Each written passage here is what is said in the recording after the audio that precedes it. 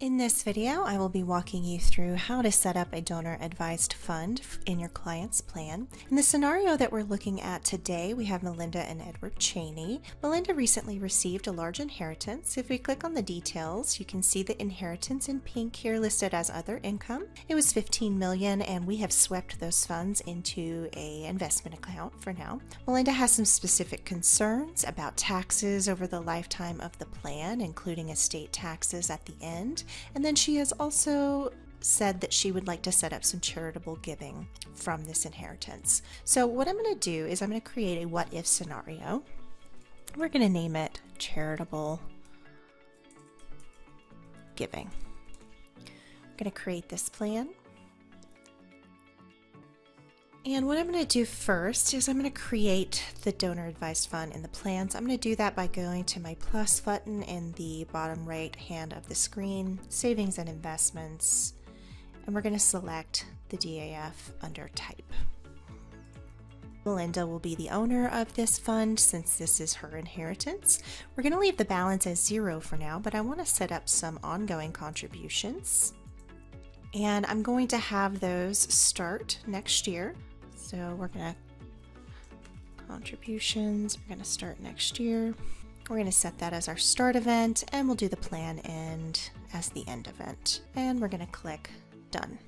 By going to year view, you can see the funds starting to go into the DAF starting in the second year of the plan, those contributions, and then by going to the taxes section and scrolling down under federal taxable income, you can see the below the line deductions for those contributions. Now going back to our dashboard, we're going to go to the plus button again and go to expenses. Legacy expense offers you some options here. You can set up contributions to persons outside the plan or a charity. In this example, we'll do a charity. And we're going to do the same amount, $350,000. Going to payment sources, I want to select the DAF. I'm going to use this and only this fund to fulfill this expense. I want the timing to start next year, and I want this to end at plan end. Clicking done and going back to our cash flow chart and year view, we can see under expenses, we should have this legacy gift to charitable giving, and the payment source is going to be the DAF. Now going to our Let's See screen and chart view, we can compare these two plans against each other. Going to taxes, you can hover over the last bar in the chart and you can see the difference between the cumulative taxes over the lifetime of the plan. On our top plan, the Charitable Giving Recommendation Plan, we have cumulative taxes of $1.7 million, where in the bottom with the current plan as it is, we are looking at $3.9 million in cumulative taxes. Again, going to our insights, we can quickly run the potential estate tax between these two plans. So we're going to compare our charitable giving plan against the base plan, get started,